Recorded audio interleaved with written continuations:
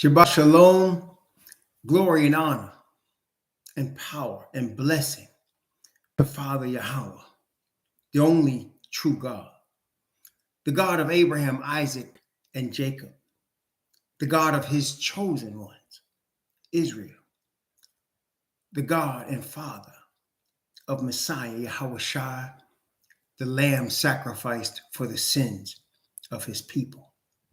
Glory and honor and power to his name and to his kingdom that's coming. And to Messiah, the Son of the Father, the express image of his person, the one through whom Father used to connect his people with himself, the one who is going to be King of the earth and is already the only high priest and the prophet of all prophets, above any one called a prophet, the Hebrew, the Lion of the tribe of Judah. Glory and honor and blessing to his name. Greetings to the chosen people scattered through slavery according to the prophecies of this book. Greetings to the children of Israel and to the 144,000 who are among them, being prepared to give a final call to the chosen ones still in Babylon. Greetings. And to the Gentiles who have received through faith in the Hebrew Messiah, the Lion of the tribe of Judah, the perfect righteousness of Father Yah, and have been ahead of their cousins in doing this, in connecting with the scattered nation of Israel. Greetings. Greetings to the chat. Brother Chaplain Lewis and Brother Diamond Holdings and Isha Shama and Gary Joseph and Brother Akmar and Superstar, Only One Way, Imana Bakash, Brother Mark, Brother Stephen Kelly, Azariah, Brother Don Hines, my brother. Greetings and blessings to all of you on this Shabbat. So now we have been studying chapter 17 of Deuteronomy. And as usual, Deuteronomy, chock full of knowledge, chock full of wisdom, chock full of history, and chock full of prophecy. Praise the Most High. There's all of these things in this book. There's wisdom, there's righteousness, there's understanding, there's knowledge, there's history, and most of all, there's prophecy. For the prophetic utterances of this book is what will help us, or what will cause us in part to be prepared for what's happening now and what's coming in the near future, as we know. Okay? Near future. Like in the next 10 years. In the next 10 years, from what I've read in this thing, it's all over. It's all over. Babylon will be destroyed. All of the systems that make up Babylon will be destroyed. Messiah will set up a kingdom which shall never be destroyed and not left to other people. Read this book. Don't let anything distract you from reading this book. Start at Genesis and go through the Revelation. Make this your work. Make this your aim. Don't look to a whole bunch of other books, because what you're going to do is confuse yourself. All you need is this one with your Father. He makes it very simple. Pray to your Father, for your Father loves you. And pray and ask your Father for his Spirit, for his Spirit will give you eternal life and will guide you. There is no spirit like his. And then read through this book. When you get from Genesis to Revelation, the whole thing, don't miss anything. All the so-and-so begot so-and-so, begot so-and-so, begot so-and-so, or the this cubit by this cubit by that cubit in height and this cubit in length. Read it all. Read it. Because there's also trust in Yahweh with all thy heart and lean not to thy own understanding. In all thy ways acknowledge him, and he will direct your paths. Be not wise in thine own eyes.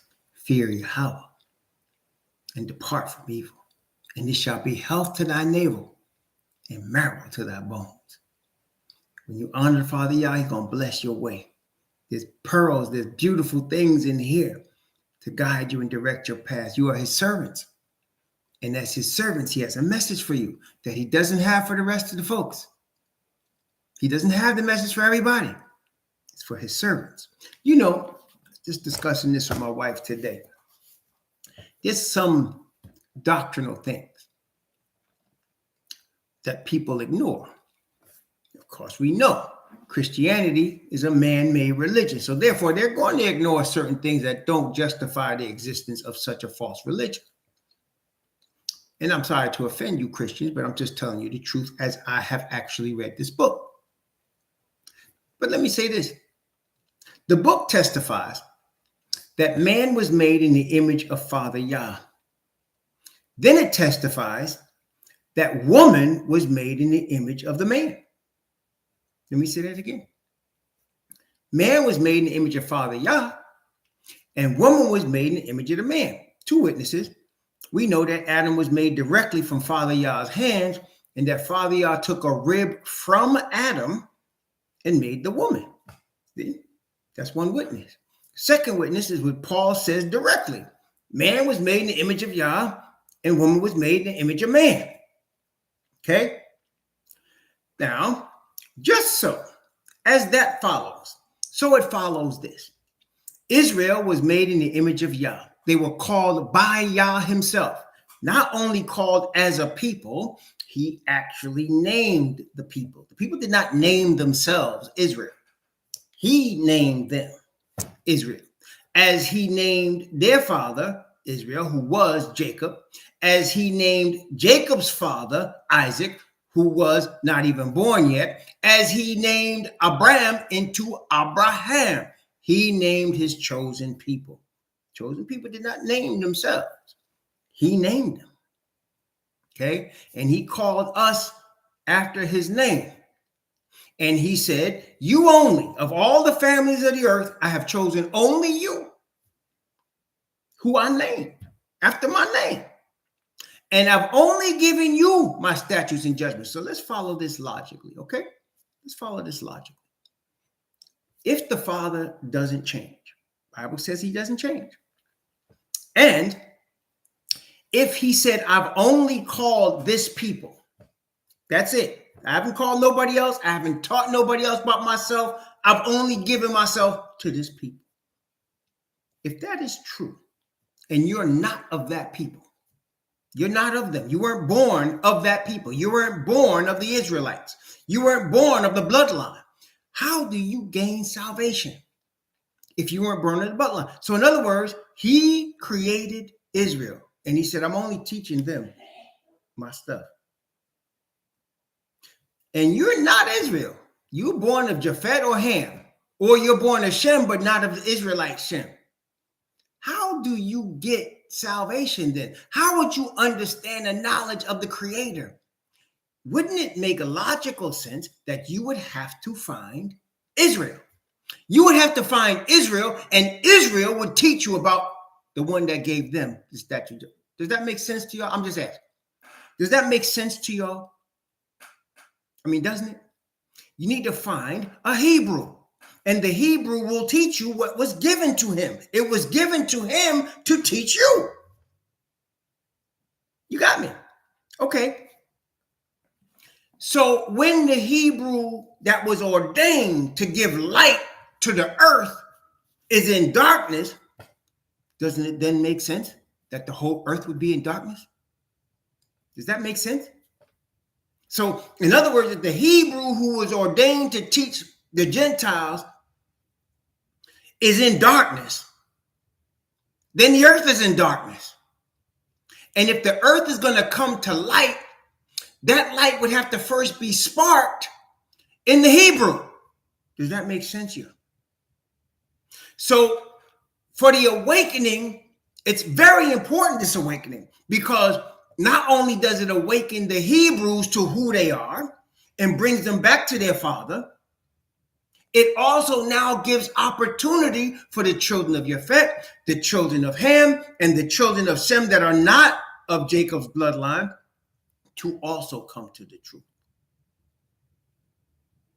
And ultimately, we understand that if you're going to receive Jesus,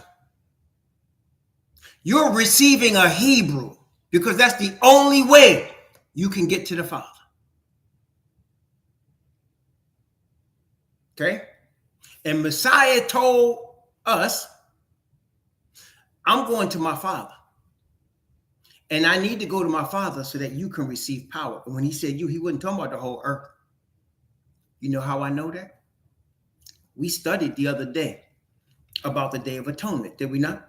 We studied. If you didn't get it, it's okay.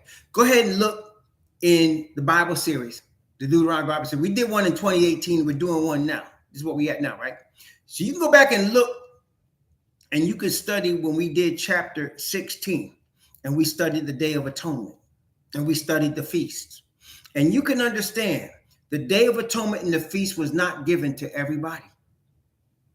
It was actually only given to one people.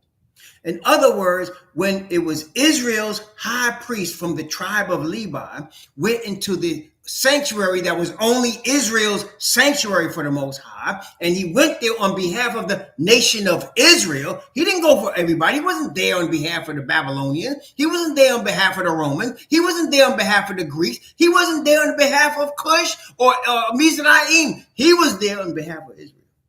Period. That has not changed. So, the high priest is ordained of Israel. Not spiritual Israel. Doesn't exist. He's there for the bloodline. Okay? And if you're going to come there to him, the stranger that dwells, remember what he said now. I didn't make this up. Let's look at it. Leviticus chapter 16. Leviticus chapter 16. Just in case y'all thinking I'm making something up. Everything I try to teach by the grace of the Father, Yah, is in his word. And in the mouth of 2 or 3 witnesses, let every word be established. If it's not in the word, I don't want to hear it. I don't care what the book of Enoch says. I don't care what the book of Jubilee says. I don't care what the book of Jasher says or the Apocrypha. It's got to come right here. And everything that I try to teach comes from there. Okay. Leviticus chapter 16. Leviticus chapter 16. Leviticus 16. I'm going to begin. Let's see.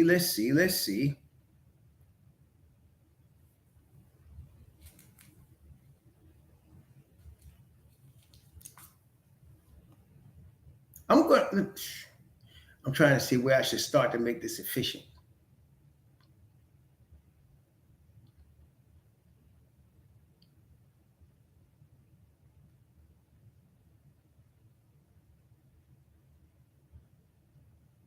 All right.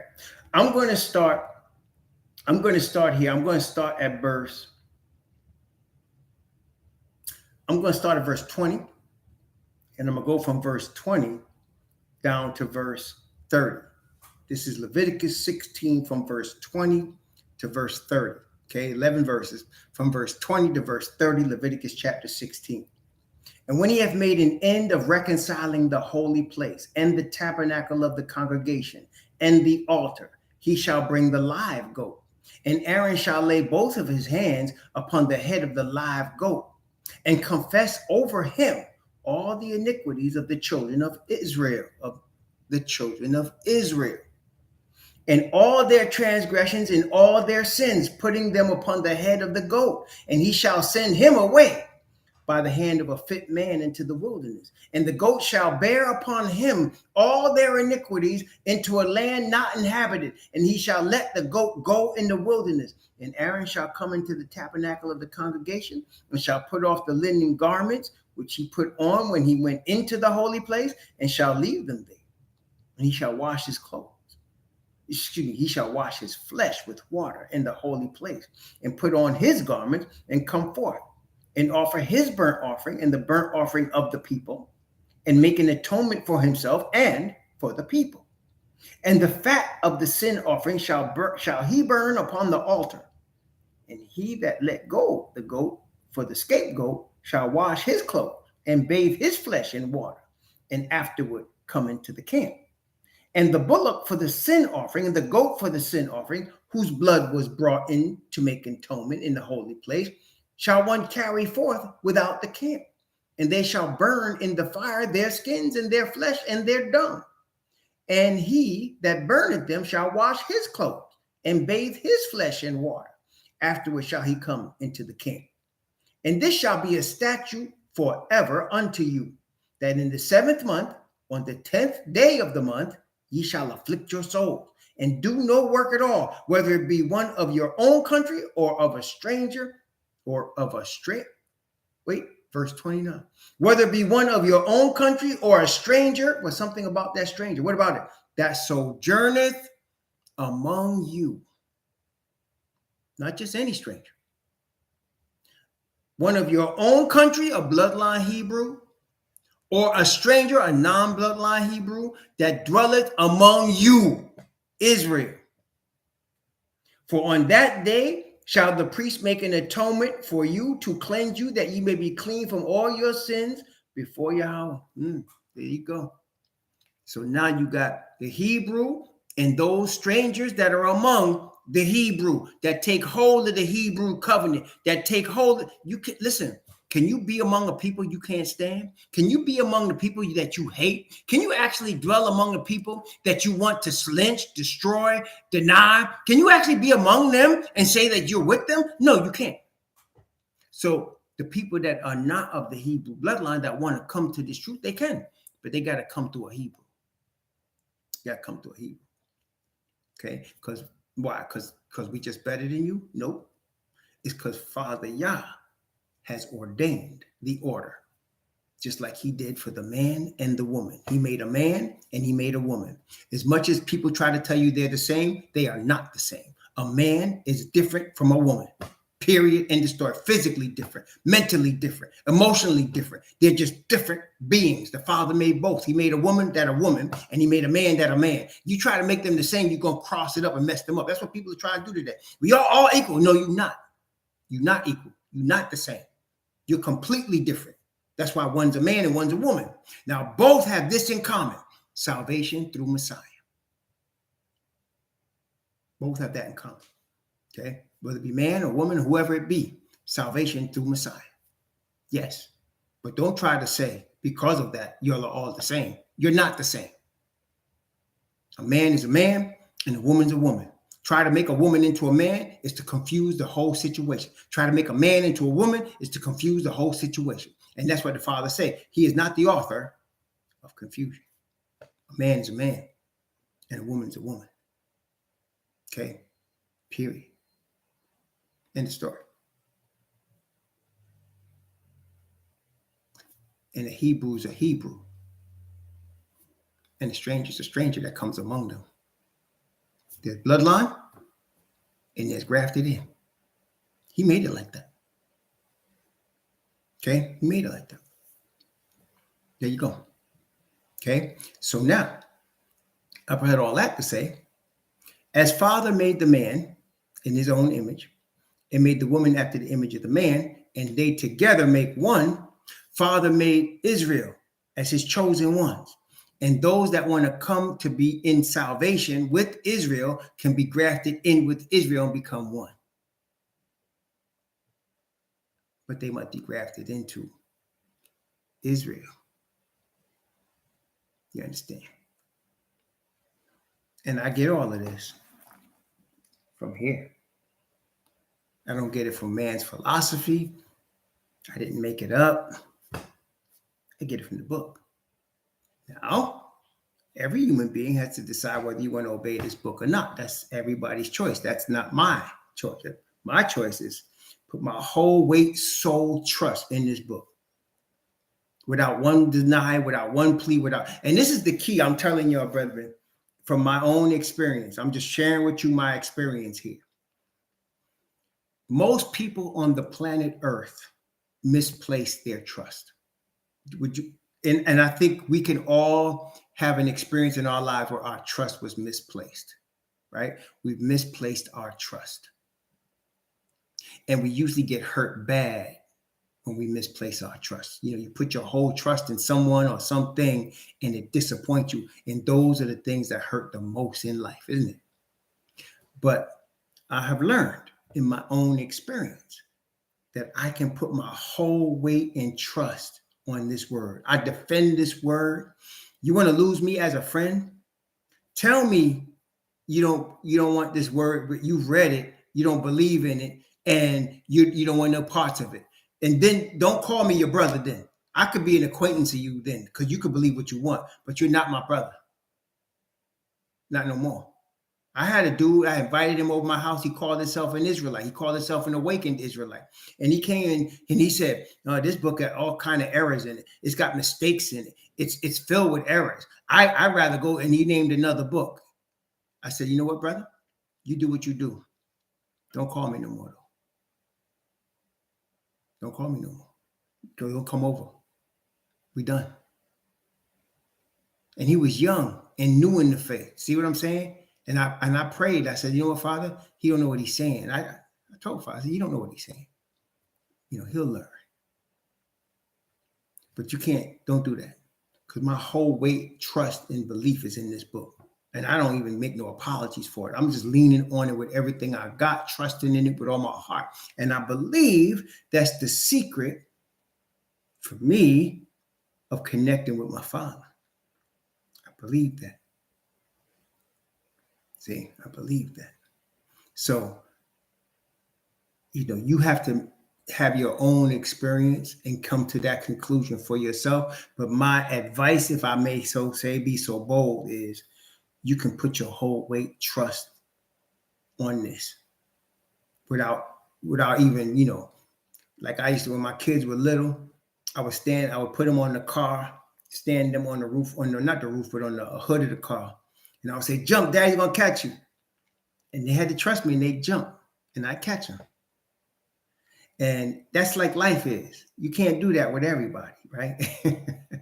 But I can do that with my Heavenly Father. I can I could jump all in, both feet, and know he's going to catch me. Know he's got me. Okay?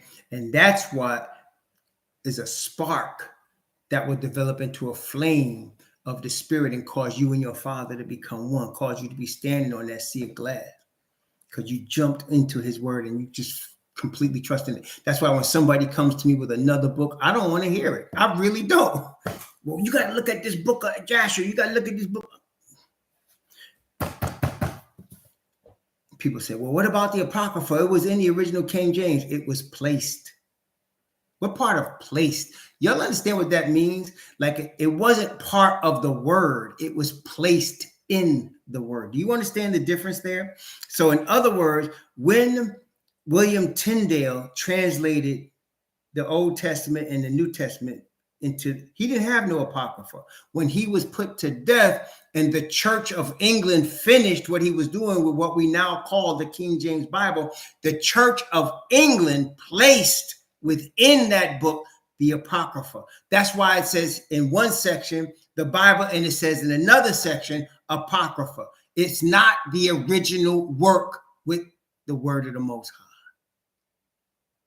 High. Apocrypha works do give good historical information. And that's the difference, brethren. There's a difference between a history book and the Bible. History is good to know, no doubt. But the difference between the Bible and any other book, whether it's history or whatever, is the prophetic utterance of the Bible. Not only that, you need prophetic utterance, and you need to understand, how do I overcome my sin? How do I overcome all sin? Do you think that's important for you to know? How do you overcome all sin? Do you think that's important for you to know? If you do, you will understand the difference between the Bible and the Apocrypha. The Apocrypha does not teach you how to overcome all sin and to obtain perfection of righteousness. It does not teach you that. Somebody out there tell me, find it, because I read it and I didn't see it. I didn't see it in there. I've taught it from the Bible, as you all know. As I keep saying, the most important doctrine of all, how do you overcome all your sin? How do you obtain perfection? How do you get perfect? Because you have to get perfect Father's not taking no shorts on it. He need perfect righteousness. How do you get it? What? Being a Maccabee and killing and fighting against your enemies between the testaments? Is that how you get perfect righteousness? Or understanding everything in Ezra because they give you the Apocrypha does give you a total picture of Ezra? Is that how you obtain perfect righteousness? How do you get it? This book tells you. It wasn't, and there was no Apocrypha need to be placed in it. Put all your whole weight between Genesis and Revelation, them 40 men, them 40 Hebrew men, put your whole weight in what was given to them. You will not lose. You will not lose. Okay. That's okay. You need a personal, right? Your own experience with it. And that's why I say, read it. The first thing you got to do to get an experience with it is read it. And it's a spiritual walk. It's a spiritual exercise. It's not an academic exercise. An academic exercise is if you walk into your science class at school and your teacher says for homework or for the next class, I need you to have read chapters 7, 8, and 9. That's an academic experience. That's not this. Because your teacher at your science class or your teacher in your math class or your teacher in your English class is not filled with the Holy Ghost. Their class is not based on the power of the Father's Spirit. This book is. And that's all the difference in the world.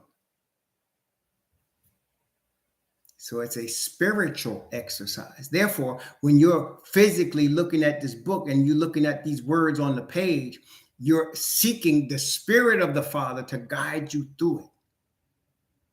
And no, you're not going to understand everything. How could you? No matter what kind of genius you think you might be, Father is the origin of what genius is. No matter what kind of understanding you think you have, Father is the origin of what understanding is. And his understanding is infinite. There is no computer that can give you the level of understanding that the Creator has. So you're not going to understand everything, but as you continue to humble yourself before him and put your weight on his word, he will reveal things to you. He'll show you things like, when is the 40th Jubilee? Like, what season is the Messiah going to return? Like, when is the probation over for Israel? He'll show you things. He'll reveal things to you. Like, your people were going to be placed in slavery, in chains. Like, the northern tribes were scattered among the nations. And they were mixed with the people. He'll show you all of that. Shalom, Sadak. See? But you must read it. You must read it. Praise the Most High. Deuteronomy chapter 17. Deuteronomy chapter 17. So we were looking at the Levite priests and the responsibility that was placed on the Levite priest.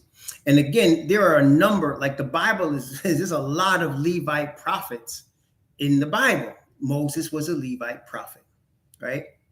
And Samuel was a Levite prophet. Ezekiel was a Levite prophet. Jeremiah was a Levite prophet. The Bible has a lot of Levite prophets. And then there were kings that were prophets, like David or Solomon. See, so you had Judah and you had Levi, right? So you had Levite prophets and you had Judah, the lawgiver. So here, the Most High has chosen Kohath and the children of Kohath, namely Aaron's children, to be the priests of Israel, okay? To be the priests of Israel. So the Merari and the Gershom, they were also Levites, but they weren't the ones ministering in the sanctuary. Only Kohath and Kohath's children, which is Aaron, Moses, Aaron's children, which became Eleazar, then and Ithamar, and then you had Phineas, and then you had Zadok, and then of course you had the prophets that I was naming earlier, including Ezra, another Levite priest. Okay. Okay. And then, of course, the forerunner to the Messiah, John the Baptist, a Levite priest. Deuteronomy. And it was interesting, John the Baptist. You know what's interesting about John the Baptist? Aside from the fact that he was a Levite priest. Why would I say he's a Levite priest? Because his father was a Levite priest. And his mother was the cousin of Mary. And Miriam was from Judah. So he was a Levite priest, his father, and his mother was from Judah. Isn't that powerful? Deuteronomy chapter 17. And then we talked about the mouth of 2 or 3 witnesses. Let's go back over to Levite priest before we go to the next part. Verse 8, Deuteronomy chapter 17, beginning at verse 8 and going down to verse 11. If there arise a matter too hard for thee in judgment between blood and blood, between plea and plea, and between stroke and stroke, being matters of controversy within thy gates, then shalt thou arise and get thee up into the place which Yahweh thy Most High shall choose. And thou shalt come unto the priests, the Levites, unto the judge that shall be in those days, and inquire. And they shall show thee the sentence of judgment. And thou shalt do according to the sentence which they of that place, which Yahweh shall choose, shall show thee. And thou shalt observe to do according to all that they inform thee, according to the sentence of the law which they shall teach thee, according to the judgments which they shall tell thee, thou shalt do. Thou shalt not incline from the sentence which they shall show thee to the right hand or to the left. Okay. So the Levites were ordained to give judgment in Israel. They were ordained to teach the people of Israel judgment. And of course, they were ordained to teach the people the word of the Most High given through Moses to them. They were ordained for that. Now, we talked about how we know now, looking back, how that got corrupted. We understand that people now, and we can see it very clearly in our day and age, people use religion to control the minds of people and to corrupt people for their own gain, for their own power, right? So we know that people use religion today for their own gain, their own power, their own control over people, and of course, for money, for anything they want in their lust, they use religion for it, okay? And then, of course, we understand that Judas was a Hebrew. And so you can expect more Judases. They're going to exist as long as we exist until Messiah comes and puts a complete end to Babylon and the image of the beast and the false prophet. Okay? And the 3 unclean spirits, like frogs, come out of the mouth of the dragon, out of the mouth of the beast, out of the mouth of the false prophet. He's going to put an end to that whole system. That's Babylon. The 3 unclean spirits are Babylon. 666, man-made religion. 3 unclean spirits, 3 powers, the dragon, the beast, and the false prophet. Okay? All false prophets originate from the beast. The beast's power, authority originate from Satan, the dragon. Okay? And so all of that is used. And again, when you read Revelation 13, you will notice how many times the word worship is used. Most people don't realize you're entering into worship many times and you don't realize. Okay, you're entering into worship. Like, for example, on a very extreme level, to help you understand, if somebody gets in a room, they turn off all the lights, they put on candles, and they set forth a Ouija board. Let me ask you, are they entering into worship? They set forth the Ouija board, are they entering into worship? Or they surround a table and they're calling on their dead relatives, they're entering into a worship service. Okay? All right, that's an extreme example. If you're going into a religious organization with the understanding that their God is not the God you serve, it's not the same God, you know now you're entering into a worship service. And whose spirit is there, you would understand. Okay, now, maybe you don't understand. There are people that go to churches, my wife and I did it, seeking truth. And we were led into church. My wife and I were led into the SDA church. We didn't know each other. The Father put us together. And both of us had this in common. We were only there because we believed it was the truth. Over the course of time, as I started reading my Bible more and more and more, and the things I started seeing from the Bible were diverting from the church, I kept following the truth. And it led me away first into that church. Then as I grew in truth, it led me away from that church. And people say you left the church because people were looking at the church as the authority. I was looking at the truth as the authority, not the church. The church was only authority as much as it was in truth. As the Father's Spirit was guiding me into deeper truths, I kept following that truth. And it led me away from that church. But as I was led into that church, not understanding the full truths at the time, so many others are being led, which is why the 144,000 are called forth to call Yah's chosen one out of Babylon. Because there's a lot of people like me that were led into it looking for truth. And there have been times when I was called to speak at different congregations of Christianity, when I was called to speak and the Most High would bring forth words, I could see within the congregations the ones that wanted truth and the ones that wanted church. There are those that want truth and there's those that want churchianity. They want an institution. They want a crew. They want a clique. And they can get that. You're going to get what you want. There's consequences, though. If you want the truth, you will find yourself by yourself. If you want the clique, you can get the clique. And you can have all the church functions you want. But you won't have truth. You can't have both. Cannot. Everybody will get what they want at the end.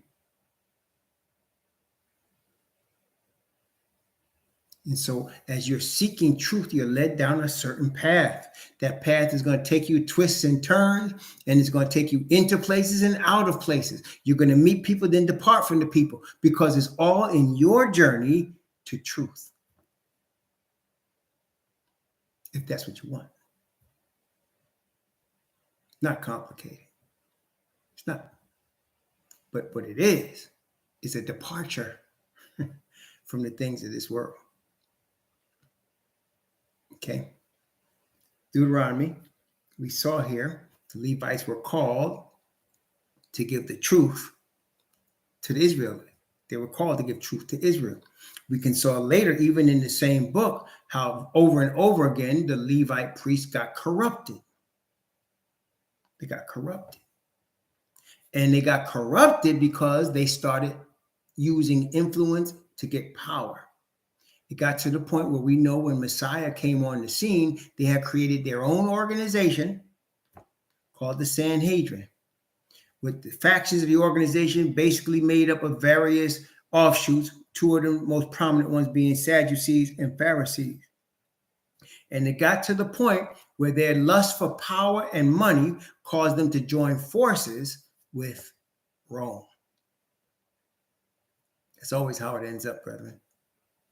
It's always how it ends up. Okay.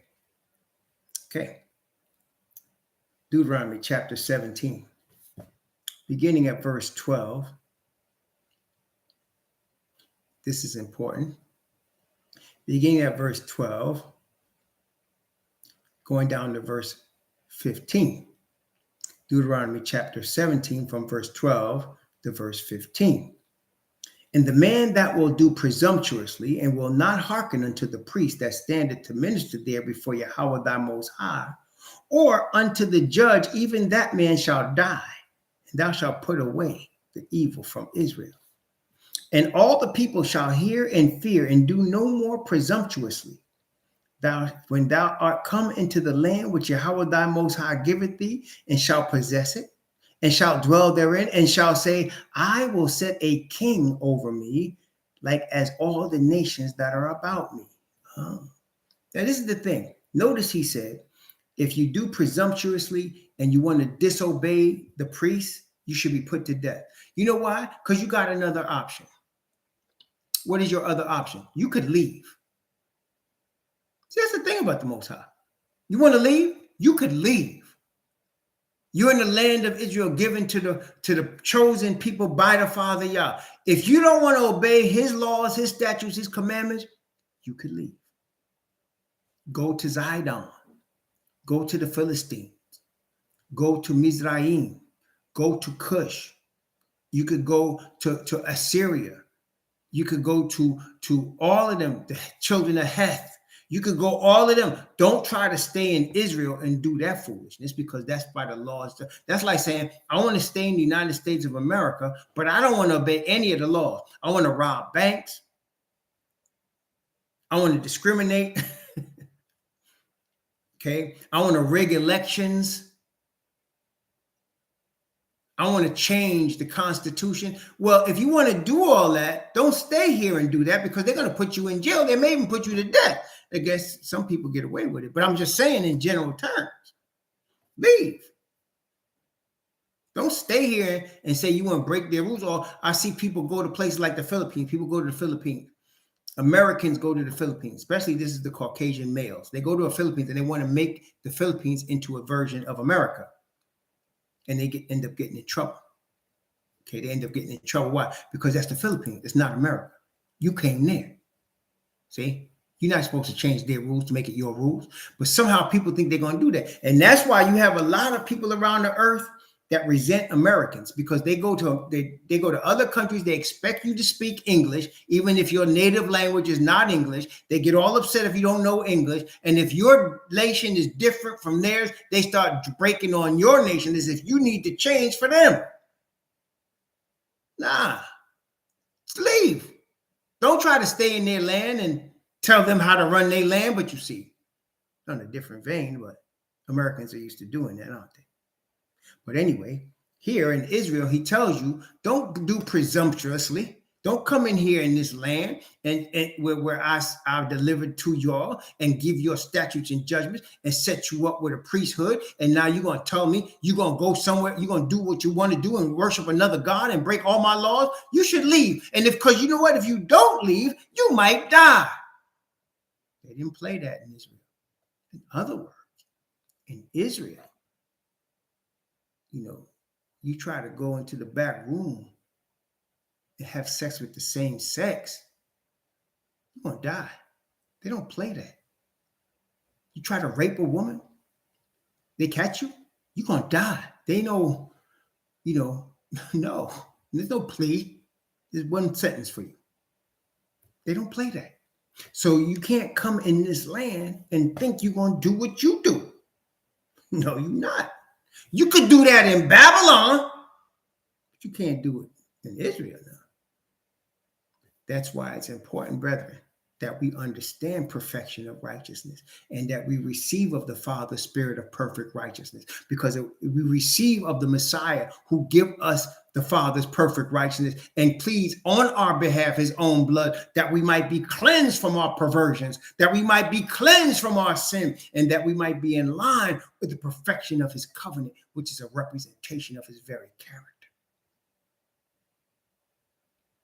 Because we want to dwell with angels. We want to live among perfect righteous beings. We want to live in a land that nobody has to worry about being raped or robbed or stolen, where there's no perversions of men loving men and boinking each other and women licking up on women. There's none of that no more, because it's not there no more. Nobody's even born with it anymore. We're born again in perfect righteousness. Praise the Most High. And we're trying to, if you're in this book, you're trying to be molded by the Father, because we are the clay and he is the potter, and we're trying to let him mold us into his image. See? And that's why you look at this and you see some of these people in Babylon and they'll say, oh, look at that. He had them serving him out of fear. No, out of choice. If you don't like what he's doing, I'm just trying to be blunt with you, get the hell out. You ain't got to stay there. Go to Moab. Go to Ammon. Go to Edom. Just don't stay there. You can't stay there with that foolishness. He's not having it. That's his land. That's the one his eye is on. The Israelites didn't earn the right to be in this land. It was given to them an act of grace and mercy. You understand? You don't want to be there, get the hell out. Just leave. But don't come in there and try to change stuff. That ain't for you to do. You understand? That's why you see that. That's how you should read it. See, the world don't read it that way. Because this Babylon is confusion. They don't have that in Babylon. See, in Babylon, you could have Hebrew Israelite by blood people wearing women's dresses and thinking that it's cool. Right? You could do that. Or you could have men snatch up little kids and put on tape them having sex with the little kids. You could do that in Babylon. So that's why when they look at this, they'll say, well, they don't have no freedom. They're serving the Lord out of fear. Nope. They're serving him out of choice. Because they understand what he did for them. Okay? Praise the Most High. But then they said, the Father knowing all things. The Father knowing before the earth was created, before he spoke it into existence, understanding all things. He said, when thou shalt come into the land which Yahweh thy Most High giveth thee, and shalt possess it, and dwell therein, and shall say, I will set a king over me, like as all the nations that are about me. Now let's talk about that for a second. So the Father originally set them up with the Kohathites as the priests, and the priests were going to be the judges, right? We just saw it. They were the judges in the land. He set up the Kohathites as the judges, and he gave statutes and judgments. He gave commandments. He gave them their own constitution. And he said, this is what you're going to obey. And if you don't understand, take it to one of my Levite priests, and he will explain it to you. Or if you have a controversy over anything, take it to the leader of the priest in the land in the place I choose, whether it be Jerusalem or Ephraim, and then you let them get a judgment, and you obey their judgment, or you be put to death. You obey their judgment. Okay, so that's what they said. But now, Samuel. In fact, let's take a look at it in Samuel. Let's take a look at it. 1 Samuel.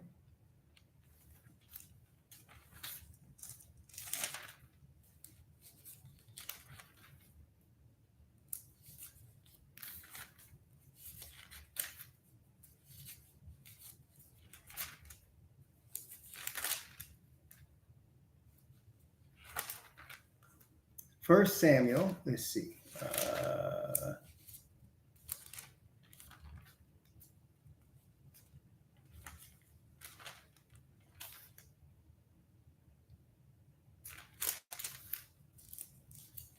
First Samuel chapter 7. I'm going to start at chapter 7. Yes, chapter 7. First Samuel chapter 7. All right. So Samuel was the high priest, a Levite priest of the children of Kohath, of the children of Levi, and he was priest in Israel. In 1 Samuel chapter 7, beginning at verse 15. 1 Samuel chapter 7, beginning at verse 15. Reading from 15 to 17. And Samuel judged Israel all the days of his life. And he went from year to year in circuit to Bethel, to Gilgal, and to Mizpeh, and judged Israel in all those places.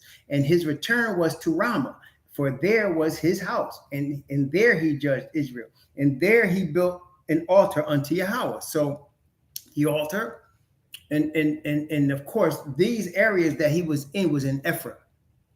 Mizpeh is in Ephraim, Bethel is in Ephraim, Gilgal is in Ephraim, Ramah is in Ephraim. So he dwelt in these places, and that's where the Ark of the Covenant was, and that's where he judged Israel. Okay, when he said judge, he was the one that made the judgment. He was the Supreme Court. He was the Chief Justice. Okay, and so he would go and he would make trips around Israel in different parts of Ephraim where people could get to from their various tribes, and they would bring their causes to him there, and he would make judgment there. And he did that his whole life. He was ordained by the Most High to do that. Okay.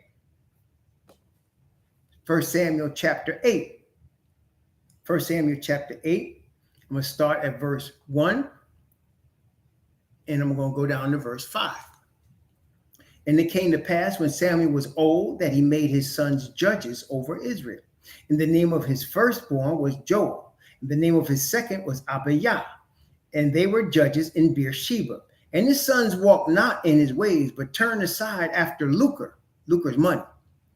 and took bribes and perverted judgments. Then all the elders of Israel gathered themselves together and came to Samuel unto Ramah and said unto him, Behold, thou art old, and thy sons walk not in thy ways. Now make us a king to judge us like all the nations. See? So he had some bad seeds. So Samuel had seed, and he wanted to make his seed to be priests because they were Levite priests born like him. Okay? But they did not have his spirit that he had. They were greedy. They were filthy. They were dirty, and they were doing Israel dirty. And the people saw it, and they said, look, your sons are not like you. And their conclusion was, they didn't say, well, because Samuel wasn't the only Levite, in Israel. He wasn't the only one from the children of Kohath. Aaron had other descendants, but their thing was, okay, look, since your sons ain't walking the way they're supposed to, make us a king like all the nations around us. We want to be like that. We want to be able to honor our king. We want to show the nations this is our king. So they were rejecting the Levite priests, and they wanted a king. Now, at this point, there were going to be a division of power. Okay, a division of power. You weren't doing away with Yah's Levite priesthood. You still were going to have that. Okay, for the salvation of Israel.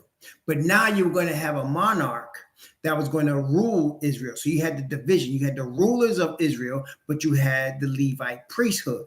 Okay, now the thing was they were checks and balances. That's what you see the United States has checks and balances, so-called. What you have the president's executive branch. You have the Supreme Court, right? Legislative branch. Right? And then you have the House of Representatives and the Senate. Okay. I'm sorry, the House of Representatives and the Senate, are the legislative branch. The Supreme Court is the judicial branch. Sorry. So Supreme Court is judicial, the office of the president is executive, and the House of Representatives and the Congress, the Senate, are legislative. In Israel, you had two. You had the priests that were both legislative and judicial, and you had the executive, the king. Okay, and they had to always agree. But part of the Israelite problem that caused destruction was if you did have faithful priests, you might have had a corrupt king. Then if you had a faithful king, you might have had corrupt priests. And that's why Father Yah ordained that there should never be a man that was both a priest and a king. Ever. Okay? And that's why Messiah is who he is, because he's the only man that's not only the prophet, but he's also the high priest and he's the king. Father has given him a kingdom. And why could he do that? Because he that is the Messiah, according to Hebrews chapter 1, is the express image of his Father's person. People get it confused when they say the Word in the beginning was the Word, and the Word was with the Most High, and the Word was the Most High. They're getting it confused because it's not that Messiah is the Father. It's that Messiah is the image of the Father. He is the express image of the Father. He is not the Father. He worships the Father, and he tells us to worship the Father. But he is the Father's express image, his representation to us of what righteousness is supposed to look like. That's why the Messiah's message is called the gospel. I am not ashamed of the gospel of Christ. Why I say? Because it is the power of Yah unto salvation. How is that power made manifest? It is the power of Yah unto salvation to the Jew first and also to the Greek. For therein is the righteousness of the Father revealed. There's your power. The righteousness of the Father is the power. Messiah's faith is that power. And he's ordained to have us come to the Father through him so that we understand what that power is about. That's the gospel. Okay? That's the gospel. So they wanted a king. So now Father understanding that well in advance. In fact, understanding that in eternity, we're going to have a king, knowing that this was coming, had already set up the rules before that even happened. So at the time, we're looking now at Deuteronomy 17. They didn't at that time say we wanted a king. They hadn't said it then. They had Moses. And they were not going to ask for a king when Moses was there, because Moses, they worshiped Moses. I mean, Moses was the man. All right. So they wasn't going to say, oh man, we want a king. Forget Moses. They weren't going to do that. And Moses and Aaron had, even though Aaron messed up, even though his first two sons, Nadab and Abihu, messed up, he had Eleazar and Ithamar still there. And they was faithful. So now you have Moses, you had Eleazar, you had Ithamar, and then Moses had laid his hands on a man named, who the Bible calls Joshua, but his Hebrew name is Yahweh Shai. Moses named him Yahweh Shai. His name was Hawashai, which means salvation, to save. But Moses named him Yahweh Shai, Yah salvation. Okay? And that man was ordained to lead them into the promised land. So they were never going to ask for no king. They had the system set up and they trusted in it, even though they were rebellious like us.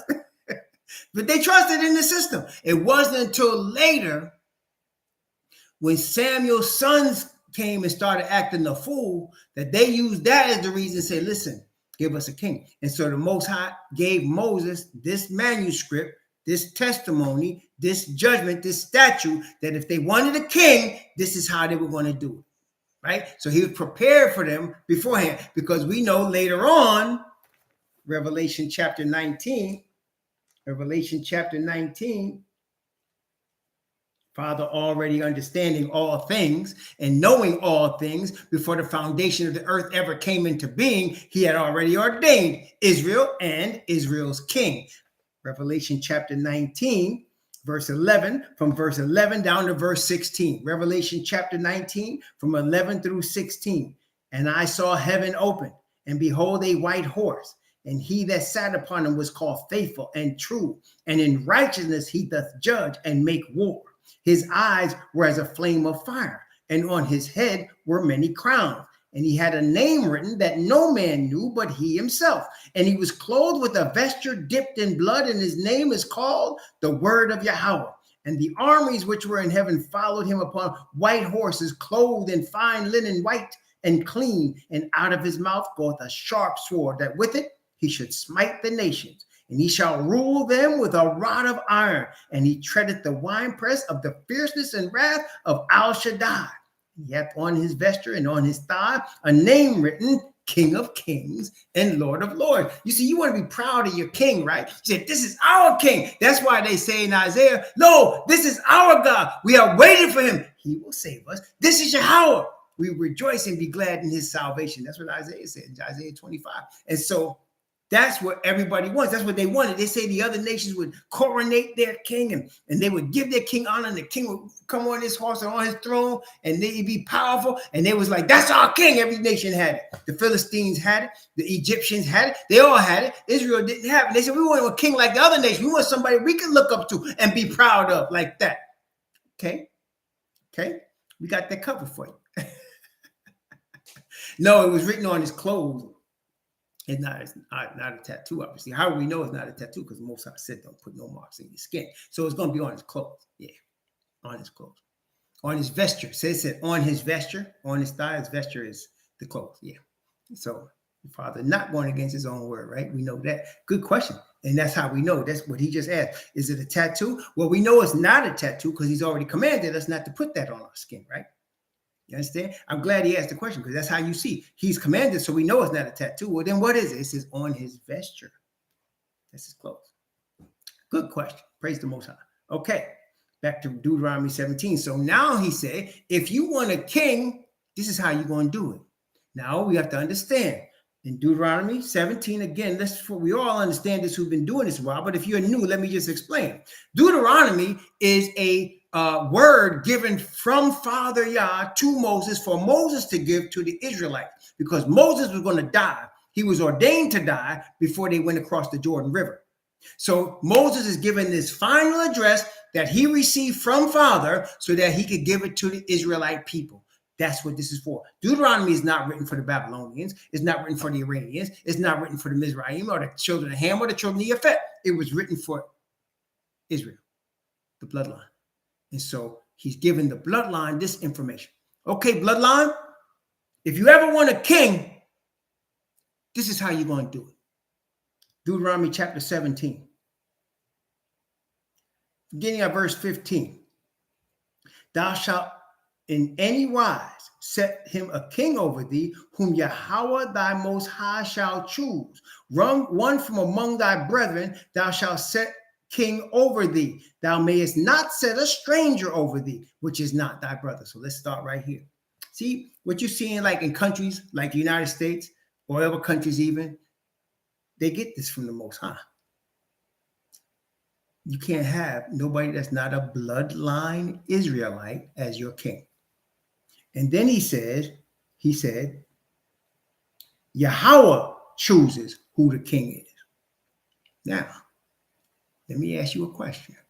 If Yah is saying, I'm going to choose your king for you, Israel, how is Israel going to know it came from Yah? Like, suppose somebody stand up and cry and say, I believe he called brother so-and-so from the tribe of Zebulun to be the king. How would you know whether that's true or not? How would you know who Yah chose to be the king? How would he do it so that you knew? Well, everybody can rise up and say they're a prophet, right, Brother Ruah? You can say, I'm a prophet, and I'm telling you, he chose the tribe of Dan.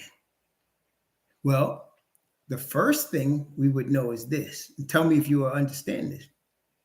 It would have to, the message of who the king would be would have to come from the Levite priest.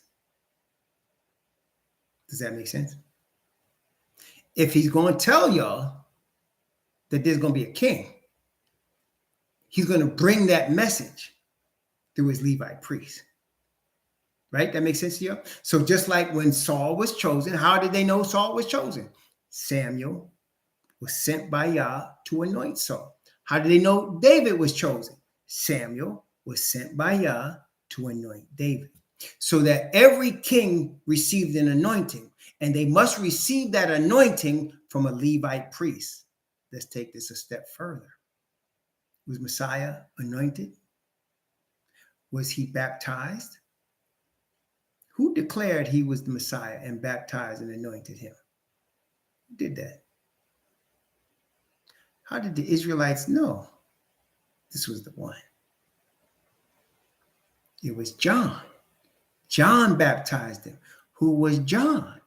What tribe was he from? Who was John? What tribe was John from? That he baptized Messiah and was there when the anointing came. What tribe was? He was a Levite priest. You see? See? He was a Levite priest. You think that's accidental? That the Father Yah had a Levite priest that was a cousin of the Most High, a cousin of Messiah, baptized the tribe of Judah? See that? See that? That's how he always does it. So when he says here, Yahweh thy most high give you, he said, shall choose. Yahweh's going to choose, and he's going to choose through the Levite priests. That's how he's going to choose. Okay. So the Levite priests are ordained to judge still, and he's going to choose through Levite priests. Now, once he had what happened with Israel is, okay, we had Saul, and the second in line to Saul was going to be his son, Jonathan. Right? Jonathan was going to be second in line. But even Jonathan recognized that his own father was corrupt with the power. His father could not handle the power. And even Jonathan recognized that David was going to be next. Jonathan recognized it. See, this is the difference between Israel and every other nation on earth, brethren. First of all, they were chosen by the Father Yah. Second of all, you had a Jonathan who by right should have wanted to kill any. And that's what Saul thought. He said, "Do you understand? It's your throne, and you giving it away?" No, because Jonathan recognized by the Spirit, David was called, and he knew it. Okay, and he wasn't going to fight that truth. So then Samuel was the one sent to anoint David.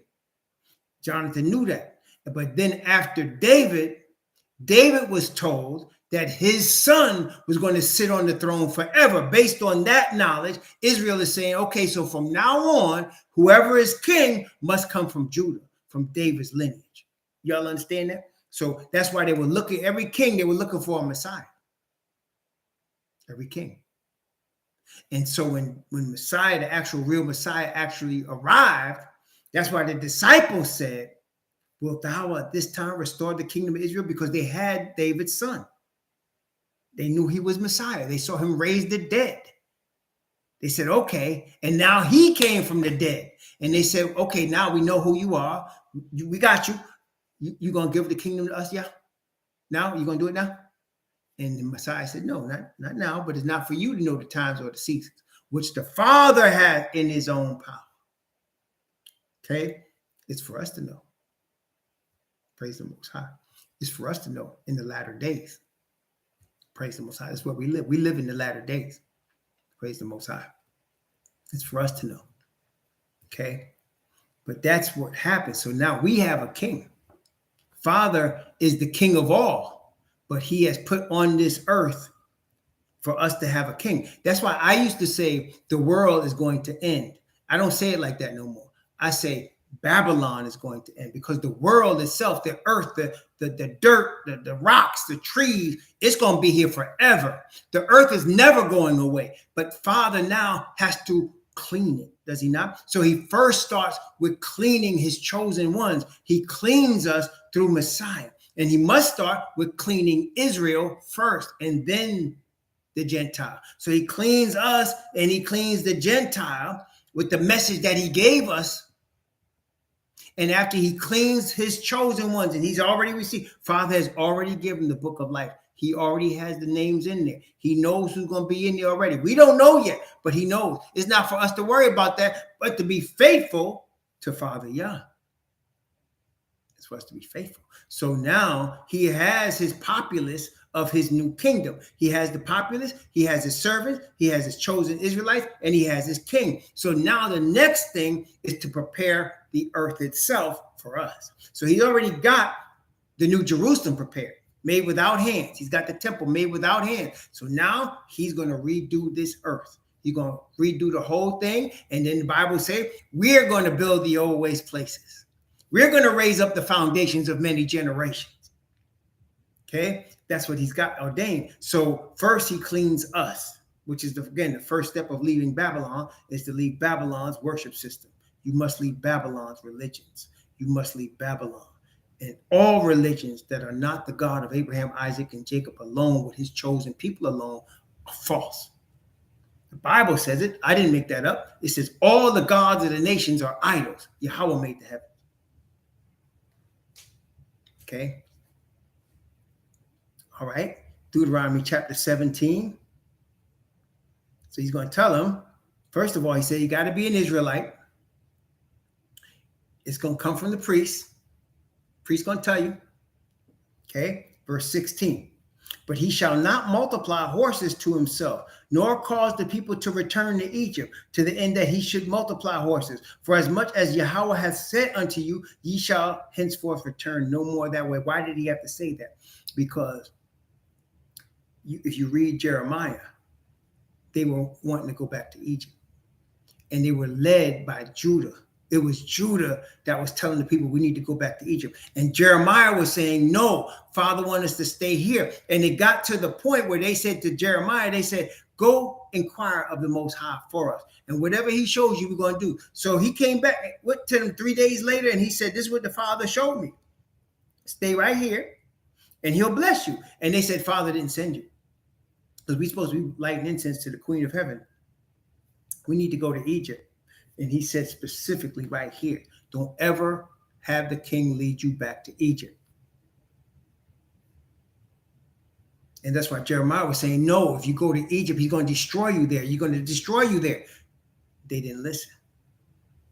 Okay. They weren't listening to the Levite priest, as he was telling them from the Father what he wanted. Instead, They worshiped the Queen of Heaven.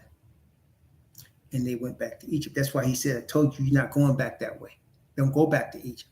And that's why when he said, when you leave the commandments of Yah, I'm going to take you by ships into Egypt again. I told you wouldn't go there no more. But if you leave my commandments and you start worshiping other gods, I'm going to send you back there by slave ship. And no man's going to redeem you. He did it. As we know, he did it. Okay? He did it. But we now, as the children of all of these, our ancient ancestors, we are their children. We now, by the grace of the Father Yah, and through Messiah, we have learned. We have learned what happened here. We can now look back. We have the Bible as our artifact. And we can say, oh, that's what happened. Yes, he told them, only your brother's supposed to be a king. No foreign man is supposed to be your king. And don't ever follow somebody telling you to return to Egypt.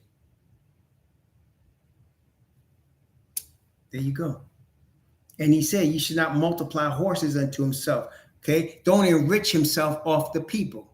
But from the first king, Saul started that way. He started the trend of enriching himself off the people. So that's why when you see the king have all of these different wives, you see it wasn't just lust, although it had to have some lust. The brother had to like the sisters, right? So he would see a fine sister and he wants her to be one of his wives, right? This one, give me this one, give me this one. David had a sister that he didn't even have sex with just to warm his bed. He said, go find the finest one out there and bring her to me so she could just lay next to me and warm me up. That's how it became. But the Father didn't ordain all of that. Okay. Again, verse 17, Deuteronomy 17:17. Neither shall he multiply wives to himself, that his heart turn not away. Neither shall he greatly multiply to himself silver and gold. He wasn't intended. Why? Because man cannot handle power. Just can't. And he wasn't saying when he said multiply wives, he was talking about foreign wives. He said they turn away his heart. That's what Solomon did. It wasn't the problem. I know people say it wasn't the amount of wives that he had that was the problem. Because again, the marriage in the Bible was about social security, y'all. It was about security. The brother was going to put you in your own estate, take care of your children, and you were hoping to have sons so they could go up and take care of you and get their own estate. That's what that was about. It wasn't that. It's that these wives were from Moab and Ammon and Edom, and they worship Chemosh and they worship Ishtar and they worship all these different gods, and that caused Solomon and his trying to please them to turn away his heart. That's what he was talking about. And that's why he told David, why did you have to kill Bathsheba's husband? If you wanted more women, I'd have gave you more women. You see, brothers and sisters, let me break this down. We're going to finish with this. Let me just break this down a little bit to you. What the Father has shown me, and if it helps you, I hope it does. Listen here. If you're a man, you should understand there's always a man more handsome than you. If you can make love to a woman and she likes you, believe me, there's another man that could do it. If you're a woman and you're very pretty, believe me, there's another one that's prettier than you. And if you can make a man go crazy, there's another woman that could do it also. Don't ever think you're the only one. So, if you are looking for a husband or a wife and you see somebody else's wife and you say, man, if I had something that looked like that, the Father could get you that. He could get you that. That's not hard for him. Or if you see somebody's husband and you say, dang, I wish that was my man, the Father could get you that. Don't worry about that. He could get you that. You don't have to covet somebody else's stuff. He could get you that. That's why it amazed me, like in the 80s, they made a big deal out of Madonna, right? Madonna is a witch, devil worshiping woman, okay? And they made a big deal out of her. And I always, even when I was in the world, I didn't understand it because I lived in New York City. And every day I saw 1,000 people that looked better than Madonna. And I was like, that's what it made me think. What was it about her? She don't sing that much better than everybody that I heard. And I thought, well, she don't look any different than all the women I see when I go down to Wall Street every day in the summer in New York. All you had to do was sit out there, man. And you see all the nations. The finest things on earth was walking the streets, right? So I was like, well, what is it about this one?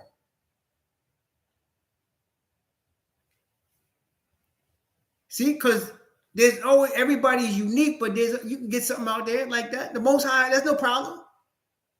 Don't ever, I'm saying, don't covet something that belongs to somebody else, or covet it to the point where you think you got to worship, because there's that's out there. The sea is full of that. Okay, if you're willing to wait for what the one Messiah give you, wait. Don't worry about somebody else have. He can get you that. That's what he told David. He said, "Why you have to kill Bathsheba's husband? If you wanted another woman like that, I could have got you one. If that's what you wanted." But David so coveted her that he was willing to kill her husband, as if that was the only one on earth. No, he could have got he was walking across that roof and he saw that sister taking the bath, and that was it, baby. He was all in. But I'm saying, he could have waited. He could have said, "Father, give me something that looked like that." He could have got it. He was the king. Father would have gotten it for him. Don't ever think that's the only one.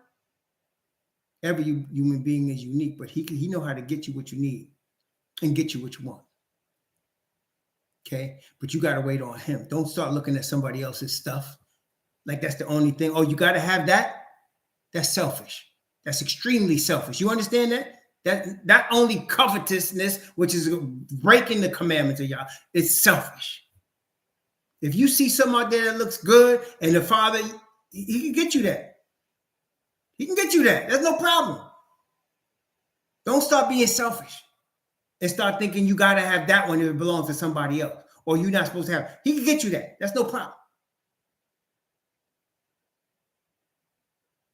Okay? But you got to wait on him.